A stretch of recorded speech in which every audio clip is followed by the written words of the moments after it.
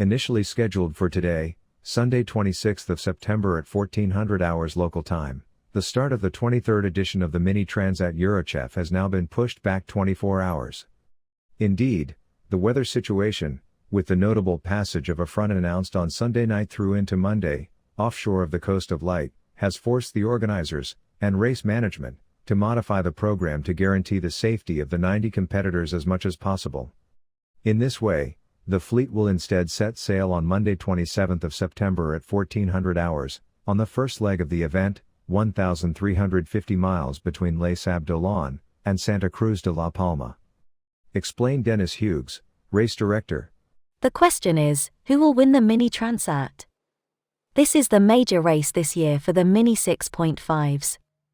On tomorrow Sunday, September 22nd at 2:15 p.m. in La Rochelle, 90 solo racers, representing 13 different nationalities, and including 78 rookies, Bizouths, will start the first of two stages of the 22nd edition of the Minitransat La Bollinger. Our favorite French sailing blog, Tip and Shaft, predicts. For the series, is Ambrogio Beccaria above the lot? In the series division, 68 boats start. It is the opinion of our specialists at Tip and Shaft say if there is a favourite at all, it would be the Italian Ambrogio Beccaria. Last year he won 5 of the 6 races he took part in, and has already notched up 3 wins in 5 races so far in 2019 on his Pogo 3 Geomag. He has mastered his subject, has already raced the Minitransat. He also completed a stage of the Défi Atlantique this winter on a Class 40, with Catherine Pora, so he has the experience of the length of race. He is at the top of the pile, confirms Tanguy Leglatin. Hugo Dall'En adds, he always goes fast and often makes very good options. I sailed beside him, I saw him cross a cloud 10,000 times better than me, he is really strong. Dennis Hughes is not so sure Ambrogio has the label of favourite, but he is no longer out there on his own. On the Transgascogne, 12th place, he took a bad option on the second stage, and already on the first, he was on the back foot. For Remy Aubrun, Ambrogio has a bit of pressure because he did not have the same high level of results as last year, but if he does not push too hard, and does the right things at his own pace, he will win. His main rivals are? Dennis Hughes suggests Mathieu Vincent, L'Occitane en Provence, winner of 2 stages of the Transgascogne, Arnaud Machado, pro yachting Sojlink, he is a lake man, Geneva, who goes very fast when there is not a lot of wind, first in the Mini in May and second on the Trophy Marie-Agnes Perron, and also Felix de Navicelle, Yucuncun, second of the Pornichet Select and third of the Transgascogne. To this list, Remy Aubrun adds Amélie Grassi, Action in France, who will be on the podium, Pierre Leroy, Arthur Lloyd, Nicolas D'Este, Keminant Hirsute, and Sebastian Gayho, Technique Sailing GC Design. All these sailors are in the Pogo 3, so must we conclude that the Verdier designs stay ahead of the new scows by David Raison, 5 Maxes are at the start, or Etienne Bertrand, 3 Vectors. The Maxi is progressing, it is taking a little longer than expected because of reliability issues, but also because nobody has yet managed to put it all together, namely the program and the time. Maybe we will see if they manage to keep up a high average pace over time. Qui nous pousse à la prudence, il y a un front qui doit passer la nuit de dimanche à lundi, qui est très actif, avec des rafales à au moins 40 nœuds dans le front, un vent établi à 30-35 nœuds, une mer de 2 mètres à 3 mètres, plutôt 3 mètres d'ailleurs, avec une période assez courte de vagues. Et au moment du passage de front, il va y avoir une mer croisée qui est vraiment très compliquée. Et de mettre les coureurs dans ces conditions-là dès la première nuit, ça nous paraît pas raisonnable. On ne change rien au niveau horaire. Le plan B, c'est de partir lundi à 14h. La mer se sera un peu calmée. Et par contre, on ne va pas faire le parcours en baie prévu. Donc on va avoir un parcours à peu près dans la même zone qui était prévu dimanche, une zone de départ dans la même zone, avec une bouée de dégagement et une ligne d'arrivée à La Palma. Alors là, ils vont partir avec plutôt du nord-ouest, de l'ordre de 15-17 nœuds. Donc c'est plutôt des bonnes conditions. Et surtout, le fait de laisser passer ce front, il y a un anticyclone qui a l'air de se positionner sur le golfe de Gascogne juste après. Et ils auront largement le temps de dégolfer parce que l'anticyclone devrait au moins perdurer pendant 4 jours, ce qui permettra à l'ensemble de la flotte de dégolfer dans les meilleures conditions et après d'arriver à trouver les alliés portugais qui sont assez musclés, mais bon, ils seront déjà bien amarinés, quoi. Bah, en fait, ça change tout et la décision, elle est notamment due au fait que derrière, c'est clair. On a interrogé Christian Dumars, évidemment, parce qu'on travaille avec Christian Dumars, mais j'ai eu d'autres appels qui ont tous corroboré ce qu'on pensait avec Christian. Là, il y a un moment donné, il faut plus hésiter, il faut prendre la décision. I feel nervous, of course, a little bit, mostly about the weather, because we see there is a low pressure on Saturday and Sunday mostly. But we believe in Denis. He will give us the best time of departure.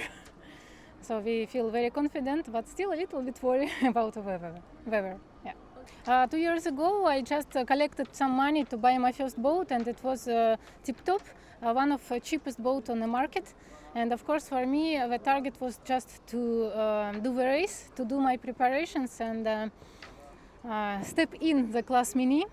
And after I broke the mast, of course, I had to be back, and I could inspire more partners, sponsors for my new project, and I could buy more competitive boat, even proto, to step to another division, another fleet with prototype, which is very, very interesting. And for this project, my target was mostly to learn a lot, try to do the best performance with this boat, and of course to be back to the Transat, to finish Transat, and try to be top 5 or top 10, something like that. So it's more sportive, more competitive for me. So again, this is a question about the weather now, because for first leg we expect a lot of reaching. My boat, the project is 11 years old, so it's not that competitive in reaching compared to Pogo Foiler or new Lombard projects or around Horizon projects. Of course, this is a disadvantage for me, but anyway, we try to do our best and try to keep a balance between high speed and safety, because to win the race you need first to finish the race. Yes, you know better Yes. than everyone. Yeah. Yes. We have a lot of experienced skippers in prototype, because Tanguy Bourulek, this is third Transat for him, with a very, very good boat and full support from Pogo Structures. Pierre Leroy, the second Transat, and he showed very good results in a serial fleet last project, last Transat. We have Fabio, again, he is very experienced. We have François Champion, we have Victor Turpin. So Sebastian, of course, he did a new bow for his boat.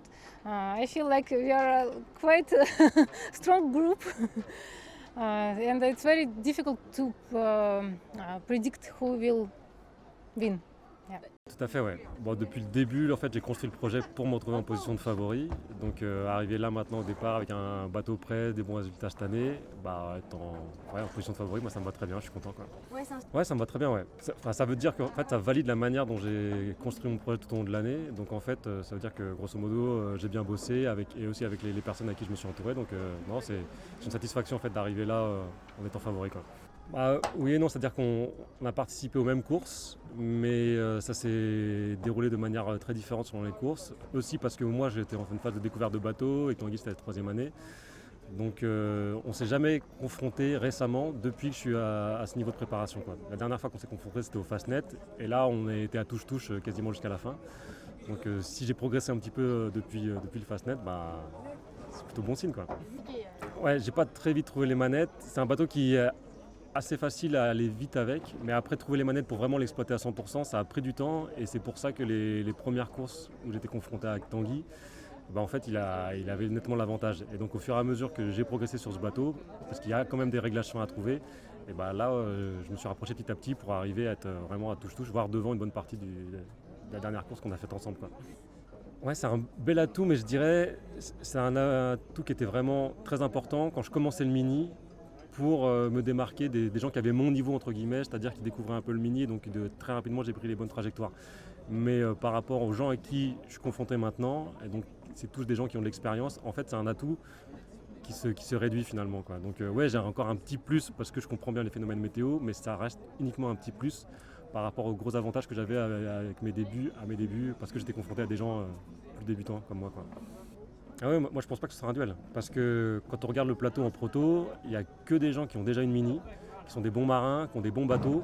Donc oui, Tanguy a dominé la saison, oui j'ai gagné 2 courses, mais les autres sont très bons, quoi. Sébastien, il a un super bateau, il a déjà une mini, Irina, Fabio, François, c'est tous des gens qui ont déjà une mini transat et qui ont des bons bateaux. Donc moi, je pense pas du tout que ça va résumer un duel, quoi. D'autant plus qu'il risque d'avoir des imprévus, comme dans toute mini transat. Donc je pense pas qu'on peut pointer un élément qui fait vraiment la différence. La voile au large, c'est vraiment une somme de petites choses. C'est si ça se passe bien dans tous les domaines, et ben en fait la personne pour laquelle ça va bien se passer dans tous les domaines va gagner.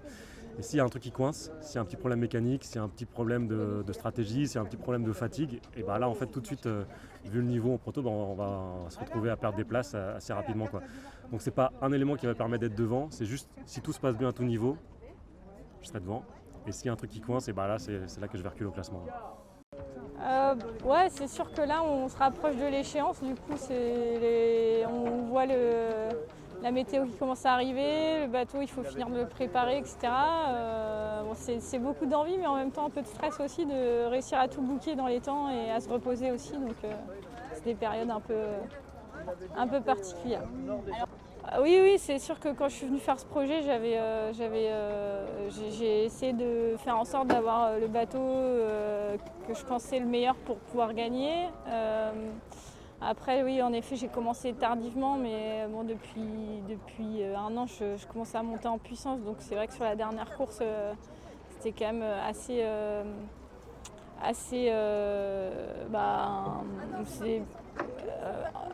comment dire,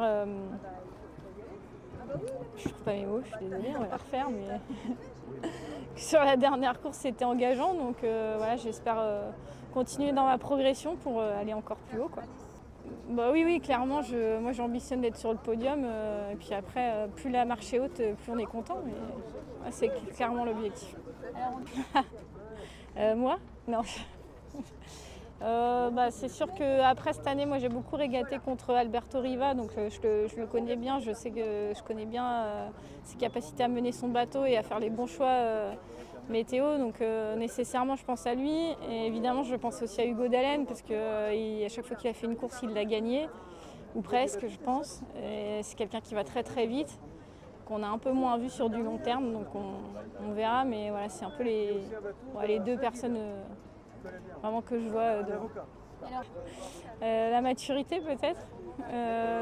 Mes atouts, c'est que je pense que je suis capable d'aller assez vite et voilà, comme Albi ou Hugo, d'avoir une bonne analyse météo et de savoir mettre le rythme au bon moment. Je pense que ça c'est hyper important. Donc voilà, je sais que j'ai déjà passé 15 jours en mer, je sais à peu près à quoi m'attendre. Après en solo pas encore, mais voilà, j'ai une grosse envie, donc je vais essayer d'y aller avec le bon rythme. Oui et non, parce que on a quand même, c'est ça qui est bien avec le circuit mini, c'est qu'on a fait des courses, notamment la Puru Race. Je pense que c'était un bon échauffement. Moi, je suis très contente d'y être allée. Voilà, c'est pas très long, mais en même temps c'est déjà du grand large par rapport aux petites courses qu'on a eu fait. Donc ça fait quand même pas mal de milles, traverser 2 fois le golfe de Gascogne, donc on a déjà un peu vu les pièges, les pêcheurs, la mer de là-bas, etc. Et puis après, on a aussi, moi j'ai fait ma qualif en 8 jours, donc j'ai déjà passé 8 jours en solo sur mon bateau. Donc là, c'est à peu près la durée de la première étape, donc ça, je sais déjà à quoi m'attendre. Et puis après, pour la deuxième, je pense qu'on aura déjà fait la première, donc ça ira mieux. Mais je pense que la première étape, elle est compliquée, parce qu'il y a quand même le départ à gérer, l'émotion du départ. On commence à avoir des conditions des nuits plus longues. Et bon voilà, le golfe de Gascogne, le Cap Finistère, les cargos, voilà, ça va être, je pense, les 4-5 premiers jours, ça va être un peu compliqué. Bah ouais, c'était vraiment l'idée, hein, parce que il y a 2 ans, en 2019, donc j'ai fait la Transat sur le même bateau, mais qui était tout nouveau, qu'on venait de mettre à l'eau. Donc c'était forcément, je suis parti, je connaissais pas le bateau, donc c'était plus compliqué. Donc voilà, maintenant j'ai dompté la bête, voilà, on l'a optimisé, fiabilisé, tout ce qu'il faut. Donc ouais, l'objectif c'est d'aller chercher la victoire, mais tout d'abord, il faut arriver de l'autre côté, prendre aussi du plaisir, parce qu'on est là pour ça. Mais ça va le faire. Ouais, c'en est pas une, mais c'est sûr, hein, il peut toujours arriver plein de choses sur une transat, et puis c'est difficile de faire des pronostics parce que franchement, à chaque transat, il y a quelqu'un qu'on n'attend pas qui est sur le podium. Bah, ça arrive très souvent, donc faut pas non plus. Il y a quand même pas mal de protos qui peuvent finir sur le podium. Donc voilà, va falloir faire sa course et on verra bien à l'arrivée, hein. Ah bah oui, parce que ouais, je connais la route, enfin voilà, il y a moins le côté aventure, même si la mini transat reste toujours une aventure, parce qu'il n'y a pas de moyen de communication, voilà, ça reste toujours une aventure. Mais ouais, c'est sûr, il y a moins d'appréhension en partant sur une troisième que sur la première, quoi. On connaît la route, quoi. Ouais, c'est sûr que ça marche, hein. Après, ça dépend beaucoup des conditions de mer et de vent aussi, hein. Voilà, ça reste des mini, donc même si on est des mini à foil, c'est vraiment, faut un peu l'utiliser, même si ça marche au portant, mais quand il y a beaucoup de mer et tout, c'est compliqué. On a des bateaux qui accélèrent beaucoup, mais qui restent très petits, donc c'est dur comparé aux vagues. Faut un peu suivre le train de la houle. Mais ouais, c'est un coup de booster qui, quand les conditions sont propices, ça accélère énormément, quoi. Ouais, plus qu'en série, je pense, parce que ça accélère beaucoup, ça peut être assez violent, mais bon, on est habitué, hein. Le mini, de toute façon, c'est assez physique, hein, donc je pense que le bonhomme, ça ira. Après, faut pas se faire bobo, mais ouais, ça va aller, hein. C'est surtout la machine qu'il faut justement réussir à.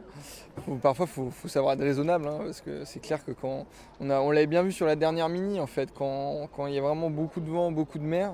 On va pas plus vite que les séries parce qu'on n'arrive pas non plus à aller plus vite que la houle, quoi. Donc il y a des moments où il faut savoir y aller tranquille, quoi.